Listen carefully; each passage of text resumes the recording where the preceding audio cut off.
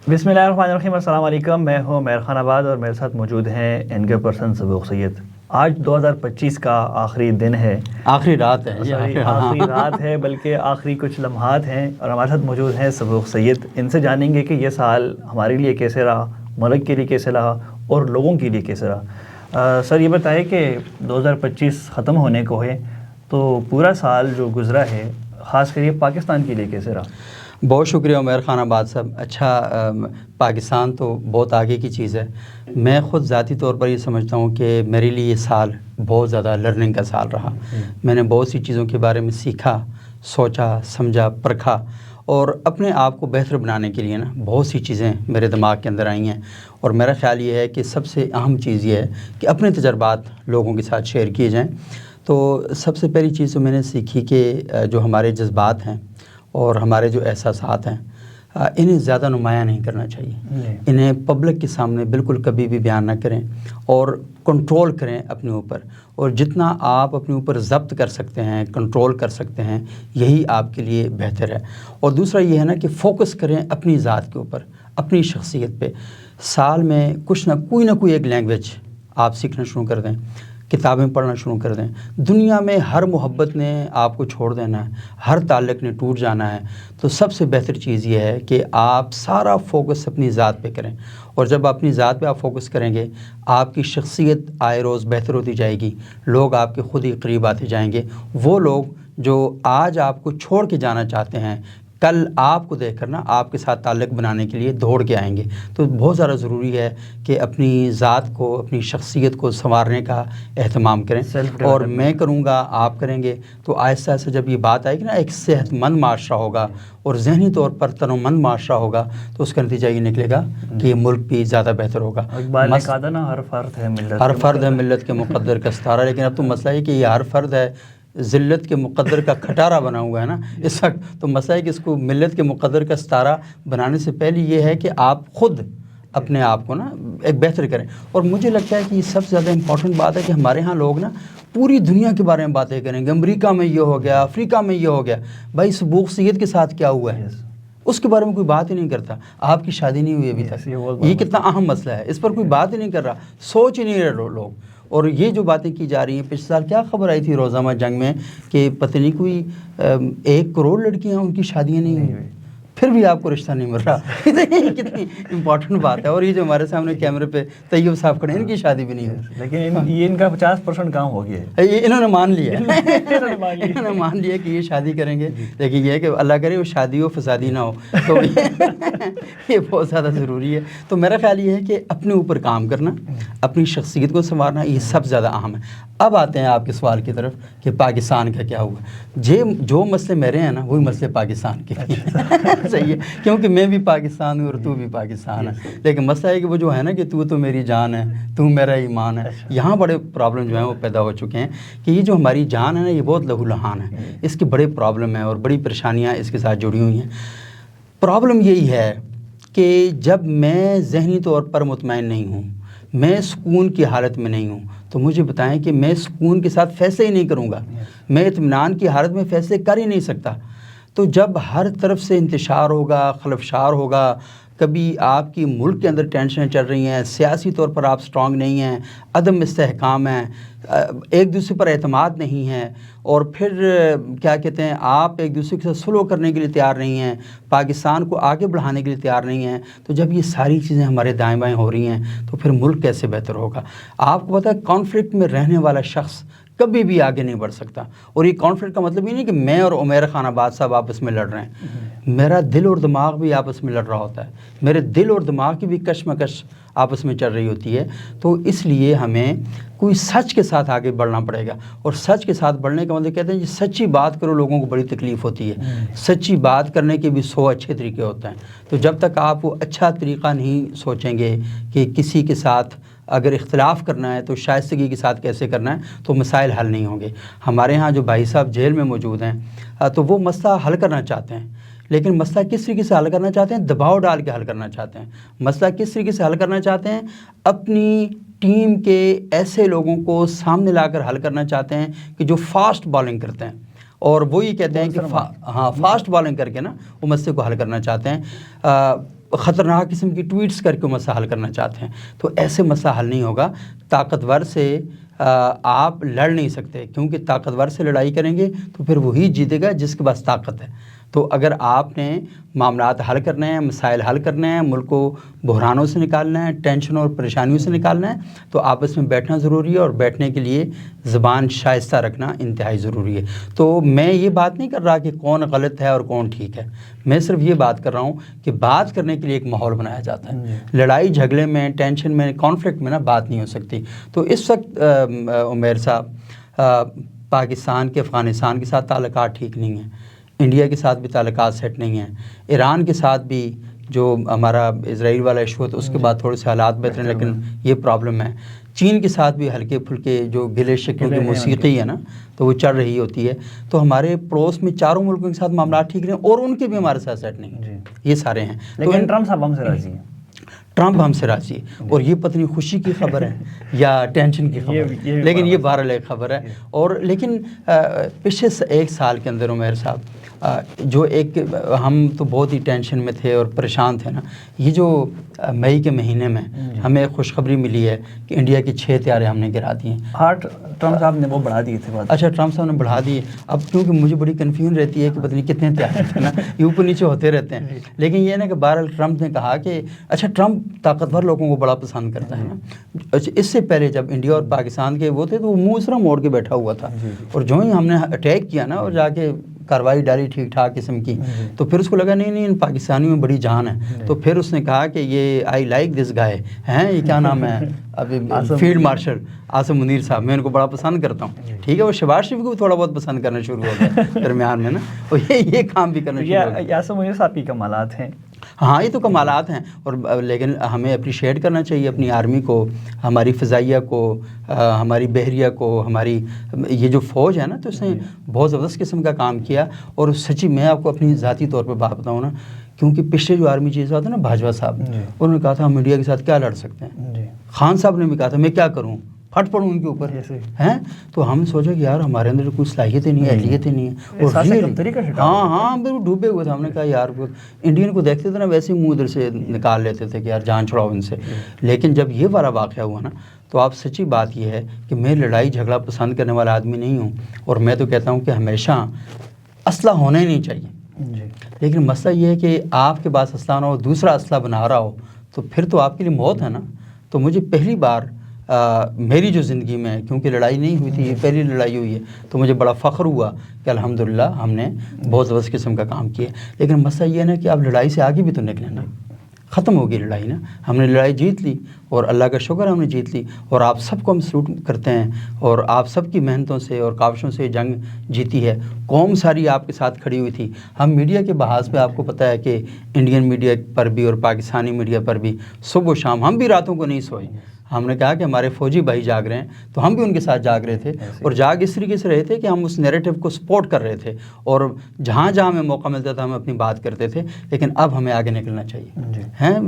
عید 3 دن کی ہوتی ہے نا، آپ 3 دن تہوار میں، تب چوتھے دن روزانہ ہی بندہ آگے گلے ملے جی عید مبارک ہو، لوگ کہتے ہیں یار پاک تھوڑا سا آگے نکلیں۔ تو آپ کیا کہیں گے کہ بھائی پاکستان کو اور پاکستانیوں کو ایسے 2 4 5 کون سے کام کرنے چاہیے جس کی وجہ سے وہ ڈیولپمنٹ کی طرف جا سکتے ہیں؟ کیونکہ آپ نے سیلف ڈیولپمنٹ پہ بھی کافی بات کی شروع میں، اور بعد میں آپ نے جو ملکی مسائل اس پہ بھی بات کی کہ اب اس سے آگے بڑھیں اور ڈیولپمنٹ کی طرف جائیں، ترقی کی طرف جائیں، تو کیسے جا سکتے ہیں؟ دیکھیں، وہی بات میں نے جو درمیان میں ایک بات کی تھی کہ کانفلکٹ کی موجودگی میں ترقی نہیں ہو سکتی۔ کانفلکٹ جب تک رہے گا آپ آگے نہیں بڑھ سکتے۔ اس وقت اصل میں بدقسمتی سے ایک ایسا ماحول کریٹ کر دیا گیا ہے کہ ہم یہ دیکھ لیں کہ صوبے ایک دوسرے کے ساتھ مل بیٹھنے کے لیے تیار نہیں ہیں۔ اچھا، چھوٹے موٹے جو ایشوز ہیں وہ چل رہے ہیں، کبھی کہا جا رہا ہے فلانے صوبے کا وزیر اعلیٰ فلانے صوبے کے وزیر اعلیٰ کے ساتھ کانفلکٹ میں چلا گیا ہے، اور صوبے فتح کرنے کی باتیں ہو رہی ہیں، لڑائی جھگڑے کی باتیں ہو رہی ہیں۔ تو اس موجودگی میں تو کبھی بھی ترقی کی بات نہیں ہو سکتی، آپ کو کمپرومائز کرنا پڑتا ہے۔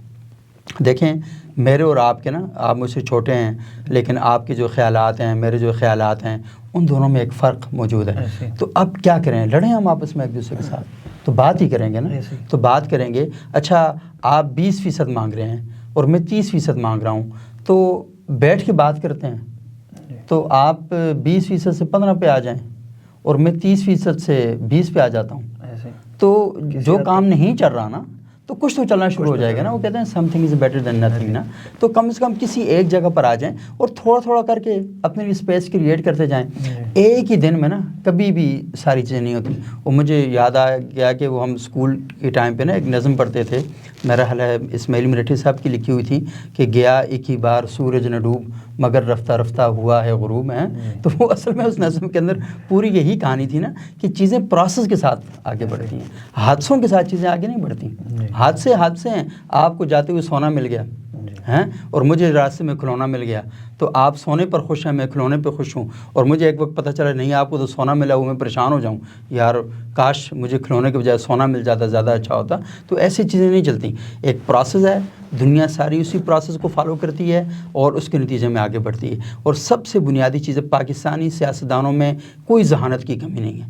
یہ بہت ذہین لوگ ہیں, بہت فتین لوگ ہیں. اس کی وجہ یہ ہے کہ آپ دیکھ رہے ہیں کہ غریب آتے ہیں اور امیر ہو کے چلے جاتے ہیں.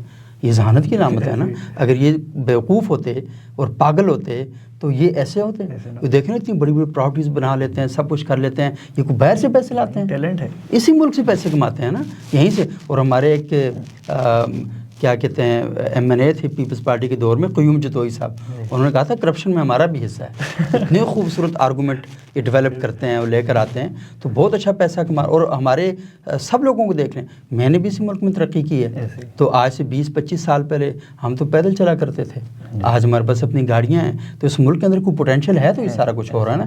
مسئلہ یہ حکمران نااہل ہیں, ہماری قیادت نالائق ہے, نہ یہ لوگوں کو اکٹھا بٹھا سکتے ہیں, نہ یہ ملک کو اچھے طریقے سے چلا سکتے ہیں.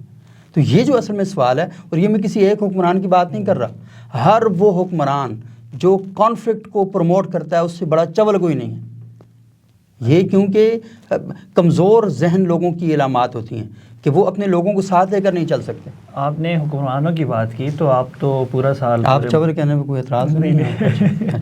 آپ ملک بھر میں ٹریول کرتے ہیں اور چونکہ صحافی بھی ہیں تو خبروں کے ساتھ آپ کا تعلق ہے, تو آپ کے خیال میں کون سا صوبہ اور کون سی پارٹی اور کس حکومت نے زیادہ بہتر ڈیلیور کیا 2025 میں؟ آپ کے دل میں کوئی نون لیگ کے لیے ہمدردیاں تو نہیں ہیں؟ نہیں, میں تو ڈیولپمنٹ کے لیے میرے اچھا زیادہ دھیان ہے. صحیح. اچھا میں ویسے نا, کیونکہ میرا تو میں سیاسی جماعتوں کو سپورٹ کرتا ہوں, جمہوریت کی سپورٹ کرتا ہوں, لیکن سچی بات یہ ہے کہ پنجاب میں بہت زبردست کام ہوا ہے. پنجاب کے بعد دوسرا کام جو ہے وہ ہو رہا ہے سندھ کے اندر, تیسرے نمبر پر کام ہو رہا ہے بلوچستان کے اندر, اور چوتھے نمبر پر KPK میں کام ہو رہا ہے. مجھے کشمیر اور گلگت بلتستان کی بھی بات کرنی چاہیے, کیونکہ وہ بھی ہمارے میں تو صوبہ ہی سمجھتا ہوں. تو مسئلہ یہ کہ میرے سمجھنے سے بھی کوئی فرق نہیں پڑتا اور نہ سمجھنے سے بھی کوئی فرق نہیں پڑتا, لیکن اگر میں دیکھوں تو وہاں پہ بھی کچھ نہ کچھ ہونا چاہیے. لیکن ایشو اصل میں یہ ہے کہ ہم نے جس قسم کا سسٹم ڈیولپ کر دیا ہے نا, یہ جو ہنگ پارلیمنٹ ہوتی ہے نا, یہ ہنگ پارلیمنٹ کے بڑے نقصانات ہوتے ہیں. سارا جو ٹین اوور ہوتا ہے نا 5 سال کا, ہماری سیاسی جماعتیں کے سربراہان ترازو لے کے مینڈک تولتے رہتے ہیں. وہ جو اتحادی جماعتیں ہوتی ہیں نا, کہ جب گورنمنٹ بنتی ہیں تو ایک مینڈک نیچے گیا, وہ اس کو اٹھا کے لاتے ہیں, دوسرا ادھر سے نیچے گر جاتا ہے, اس کو اٹھا کے لاتے ہیں. تو ان کا فوکس ہی نہیں ہو پاتا کہ ہم ڈیولپمنٹ کے اوپر کام کریں. لیکن پنجاب کے اندر مریم نواز صاحبہ کی گورنمنٹ کو اپریشیٹ کرنا چاہیے, اور انہوں نے شہباز شریف صاحب نے بھی اس سے پہلے پنجاب میں بہت زیادہ کام کیا. اور دیکھیں گاؤں کی سطح تک جا کے کام کیا, صاف ستھرا گاؤں. تو میں نے کئی گاؤں دیکھے ہیں پنجاب کے اندر, وہاں صفائی کا بڑا اچھا انتظام موجود ہے. اچھا دیکھیں, صفائی سے ایک نفسیاتی فرق پڑتا ہے. گلی محلہ گندا ہے نا, تو آپ بھی گھر سے نا قمیض اتاری, بنیان پہنی ہے, گندی سے بندے کر رہے ہیں, توند نکالی ہوئی نا باہر نکل رہے ہیں, اور بچے بھی اسی طرح گندے بندے پھر رہے ہیں. اب گلی محلہ صاف ہے نا, تو آپ بھی کوشش کرتے ہیں کہ صاف ستھرے ہو کے نکلیں. تو آپ کے مزاج پر, شناخت پر, نفسیات پر بڑے اچھے اس کے جو اثرات ہیں وہ مرتب ہوتے ہیں. تو پنجاب نے اس حوالے سے کام کیا ہے, اور ہمیں مریم نواز صاحبہ کو اپریشیٹ کرنا چاہیے. بہت اچھے اسپتال بن رہے ہیں, لوگوں کی تعمیر کے لیے, خدمت کے لیے بہت اچھے کام ہو رہے ہیں. اور سب سے انٹرسٹنگ بات, میں زندگی میں سوچ رہا تھا, ایک دفعہ ہمارے دوست ہیں عامر رانا صاحب, ان کے ساتھ میں سفر کر رہا تھا. مجھے انہوں نے راستے میں کہا کہ مجھے یہ بات بتائیں کہ اگر آپ کو حکومت ملے تو آپ سب سے پہلے کیا کریں گے؟ میں کہ ٹریفک کا نظام ٹھیک کروں گا, کیونکہ ٹریفک کا نظام میرے روزانہ کئی گھنٹے کھا جاتا ہے, میرا فیول کھا جاتا ہے. اس کی وجہ یہ نا کہ آپ ٹریفک خراب چلاتے ہیں, آپ گاڑی ایسا ایسا چلاتے ہیں, پرابلم پیدا ہوتا ہے. پرانی گاڑیاں آپ سڑکوں سے ہٹا دیں, اچھا سوری آپ کی بات کرتا ہوں، ٹریفک کی روانگی کے لیے نواز شریف صاحب نے بہت کام کیا، انہوں نے موٹر ویز بنائے، لیکن مسئلہ یہ کہ ایک وزیر اعظم صاحب تھے وہ کہا کرتے تھے کہ قومیں جو ہیں وہ سڑکوں سے نہیں بنتی، تو ٹریفک بہتر ہونے سے بھی پھر مطلب کیا فرق آ جائے گا؟ ہاں اصل مسئلہ یہ ہے کہ جب آپ نا مخالف ہو جاتے ہیں کسی کے نا تو پھر آپ اس کیا پتہ، انہوں نے یہ نہیں کہا کہ شکر ہے کہ قومیں کپڑے پہننے سے نہیں بنتی مسئلہ ہے کہ قومیں کسی سے بنتی ہیں، قومیں ساری چیزیں ملا کر بنتی ہیں. قوم کوئی ہم نے آملیٹ نہیں بنانا کہ قوم میں ٹماٹر پیاز ڈالیں تو قوم بن جاتی ہے. قوم سڑکیں بھی قوموں کے لیے ضروری ہوتی ہیں، تعلیم بھی ضروری ہوتی ہے، صحت بھی ضروری ہوتی ہے. صحت مند معاشرہ اسی وقت پروان چڑھتا ہے جہاں پر ایک دوسرے کے کاموں کو دیکھ کر نہیں، نظریات پہ بات کیے جاتے ہیں، افراد پر بات نہیں ہوتی وہاں پہ. تو مسئلہ یہ ہے کہ ہم ذہنی طور پر نا ٹچے ہی رہ گئے، کیونکہ لیڈرشپ نے نا ہمیں گزشتہ 40 سال سے نیا موضوع ہی نہیں دیا کہ کسی نئے موضوع پر بات کریں. تو یہ جو سارا سسٹم ہے، تو میں اس میں ٹریفک کی بات کر رہا تھا. اچھا تجاوزات کا خاتمہ بھی ہوا پنجاب میں، جرائم کم ہوئے، جرائم کم ہوئے سی سی ڈی والے نے. میں اگرچہ کہ قانونی طور پر قانون پسند شہری ہونے کے ناطے اسے قبول نہیں کرتا، لیکن سی سی ڈی کا یہ کہنا ہے کہ یہ لوگ عدالتوں میں جاتے ہیں، وہاں جاتے ہیں تو ان کو ریلیف مل جاتا ہے، تو سسٹم کو ٹھیک کریں. لیکن وہ ایک صاحب نے لکھا تھا، ظفیر عمران صاحب شاید آپ کے دوست بھی ہیں، انہوں نے کہا تھا اگر عدالتیں ہی اور قانونی جو عملہ ہے، وکیل ہیں، اگر وہی انصاف کے راستے میں اتنا بڑا مسئلہ ہے تو سی سی ڈی والے پہلے ان کو کیوں نمٹ لیتے ہیں؟ ہاں اصل میں سی سی ڈی کے دائرہ اختیار میں نہیں آتے ہیں نا. سی سی ڈی کے دائرہ اختیار میں پھر یہی آتا ہے کہ یہ جو اسٹریٹ کرائم کر رہے ہیں، چوری ڈاکے کر رہے ہیں. اچھا بہت ہی تکلیف دہ بات ہے کہ ہماری بچیاں، ہماری مائیں بہنیں وہاں سفر کر رہی ہیں، چھوٹی چھوٹی بچیاں، ان کے ساتھ جو ویڈیوز آئی ہیں کیسی غلیظ قسم کا سلوک ہو رہا ہے. تو اس سی سی ڈی کی ان کارروائیوں کے بعد کوئی کمی آئی ہے ان واقعات میں؟ اچھا کمی تو آئی ہے، کمی تو بہت زیادہ آئی ہے، لیکن مسئلہ یہ کہ یہ کمی کب تک؟ کل سی سی ڈی کا حکومت تبدیل ہو جائے، سی سی ڈی کا سربراہ تبدیل ہو جائے تو پھر دوبارہ سے وہی شروع ہو جائے گی. کمی وہ جو اس کے ساتھ تربیت کا سسٹم آپ نے کتنا انگیج کیا، تو تربیت کا نظام آپ نہیں کر رہے. ہمارے پاکستان میں عمیر صاحب ایک اور مسئلہ ہے کہ قانون بن جاتا ہے، لوگوں کو قانون پر چلانے کے لیے کوئی تربیت کا نظام نہیں کیا جاتا. یہ نصاب کتنی بھاری بھاری بیگ ہیں بچوں کے نا، ان کے کندھے جو ہیں دب جاتے ہیں. تو ان کتابوں کے اندر اس قوم کی تعمیر اور تخلیق کے لیے کوئی کام نہیں ہو رہا، کریکٹر ایجوکیشن پر کوئی کام نہیں ہو رہا. لیکن بہرحال کیونکہ وہی کہتے ہیں کہ 4 کتابوں آسمانوں لتھیاں تو پنجواں لتھا ڈنڈا. تو مسئلہ یہ ہے کہ آپ نے یہ طے کر لیا ہے کہ قوم کو بیانیے کے ذریعے ٹھیک نہیں کرنا، قوم کو ڈنڈے کے ذریعے ٹھیک کرنا. اور ڈنڈے کے ذریعے ٹھیک اسی طرح ہوتا ہے کہ جس طرح 96 میں افغانستان میں طالبان کی گورنمنٹ بنی تھی، اور جس وقت طالبان کی گورنمنٹ ختم ہوئی ہزاروں کی تعداد میں لوگ نائیوں کی دکانوں کی طرف دوڑے اور جا کے شیو کروا دی. تو یہ اصل میں جو پرابلم ہے نا، جب تک آپ اس کو ایڈریس نہیں کریں گے تو تربیت کا نظام ٹھیک نہیں کریں گے تو چیزیں بہتر نہیں ہوں گی. اور تربیت کا نظام ٹھیک ہے، جو ٹی وی چینل کے مالکان ہیں، پیمرا نے یہ کہا ہوا ہے کہ 10% ٹائم جو ہیں یہ ان ایشوز پر دیں گے. تو آپ نے وہ جو ہیں وہ سارے کا سارا ٹائم ہی سیڈ اور شی سیڈ اس کے اوپر لگایا ہوا آپ نے. تو آپ ان کو مجبور کریں کہ وہ کانٹینٹ کریٹ کریں، پابندی لگائیں. اور میرا کورٹ میں جانا چاہیے. ویسے آپ کو اگر تھوڑے سے پیسے ہیں تو آپ چلے جائیں کسی کورٹ میں اور جا کر پیمرا کیوں یہ کام نہیں کر رہا. تو کسی اچھے شہری کو جانا چاہیے، کیونکہ ہم تو غریب لوگ ہیں، ہمارے پاس وکیلوں کو دینے کے لیے پیسے نہیں ہیں. اس حوالے سے ہمارے پاکستان کے ایک بہت بڑے اینکر رہے ہیں اور دانشور بھی ہیں، وہ آفتاب اقبال صاحب، اور انہوں نے کہا تھا، یہ آپ نے 2 لفظ کیا ہیں، وہ اینکر بھی رہے ہیں اور دانشور بھی ہیں، اور کچھ لوگ ان کو مانتے ہیں. اللہ تعالیٰ آپ کی رحمت کرے. تو انہوں نے کہا تھا کہ کچھ عرصے میں ایک 45 سالہ ہاشمی سید نوجوان آئے گا اور وہ ان تمام مسائل کو حل کر لے گا. تو مجھے لگتا ہے انہوں نے میرے بارے میں کہا ہے. 45 سال میرے خیال سے آپ کی عمر کتنی ہے؟ میں ابھی اگلے الیکشن سے پہلے نا میں یہ ساری چیزیں جو ہیں وہ ساری طے کر لوں گا. اور مجھے لگتا ہے کہ ہاشمی بھی ہیں، سید بھی ہیں، ہاں ساری چیزیں ہیں. تو ایسا تو نہیں ہے کہ وہ نوجوان بھی آ کر پھر مطلب یہ پرانی چیزیں بھول جائے گا اور وہ اسی ڈگر پہ چلیں گے جس پہ باقی لوگ چل رہے ہیں؟ لیکن نصاب تو وہی رہے گا نا. نصاب تو آپ تبدیل نہیں کر سکتے. اچھا یہ جو ہمارے کامیڈی اینکر آفتاب اقبال صاحب کی آپ نے بات کہی ہے، تو نہیں وہ کامیڈی پروگرام کرتے ہیں تو اس لیے تو کامیڈی اینکر ان کو اس لیے کہا جاتا ہے. اور وہ میرا خیال ہے اس پر مائنڈ بھی نہیں کرتے، خوش ہوتے ہیں کہ ان کی ایک شناخت ہے. کیونکہ باقی سارے اینکر ہیں وہ ہمیشہ یونیک چیز اپنے لیے پسند کرتے ہیں. جو سب کر رہے ہو نا وہ کام نہیں کرتے. ویسے یونیک تو یونیک ہوتا ہے لیکن کوئی چیز کچھ زیادہ یونیک ہو جاتی ہے نا تو ہاں یہ یونک ہے. اچھا تو انہوں نے خیر بہرحال بات کی کیونکہ مارکیٹ میں اب پستی کا اندازہ لگائیں نا کہ وہ چیزیں جنہیں معاشرے کو رد کر دینا چاہیے وہی چیزیں معاشرے میں سب سے زیادہ ڈسکس ہوتی ہیں. تو مطلب ہے کہ اس معاشرے کی اس سے بڑھ کے بدقسمتی کیا ہو سکتی ہے کہ وہ لوگ جن کو ہنس کے نا آپ ٹال دیتے ہیں ان کو آپ علمی سماجی فکری سنجیدہ موضوعات پر زیر بحث لا رہے ہوں. تو یہ اصل میں پستی ہے. میں آپ سے معذرت خواہ ہوں, یہ بتائیں کہ 2027 کیا ریزولوشن آپ دیں گے یا کیا ہونا چاہیے؟ میرا آپ 2027 ایک سال آپ کھا گئے ہیں بیچ میں. اصل میں آپ کی شادی کی تاریخ ہے 2027 میں, تو آپ 2026 ایک سال بندہ پورا کھانا چاہتا ہے. حالانکہ آپ شادی ایک سال پیچھے کر سکتے ہیں. نہیں شادی نہیں ہو سکتی کیونکہ سونا جو ہے سونا وہ 2025 میں 2 لاکھ روپے مہنگا ہوا ہے, تو اس لیے میں چاہ رہا ہوں کہ 26 میں یہ سونا سستا ہو جائے. اچھا کیوں پروگرام بہت لمبا ہو رہا ہے لیکن میں 2 چیزیں نا میں آج بھی سوچ رہا ہوں, مجھے سمجھ نہیں آتی. پتہ نہیں بات کروں گا لوگ مجھے بیوقوف نہ کہیں لیکن چلو میں کر دیتا ہوں. مجھے سونے کی سمجھ نہیں آتی, نہ یہ کھانے کے لیے استعمال ہوتا ہے نہ کوئی یہ علمی فکری کی چیز ہے. اچھا مجھے بتائیں کیا سونے کے بغیر آپ رہ سکتے ہیں نہیں رہ سکتے؟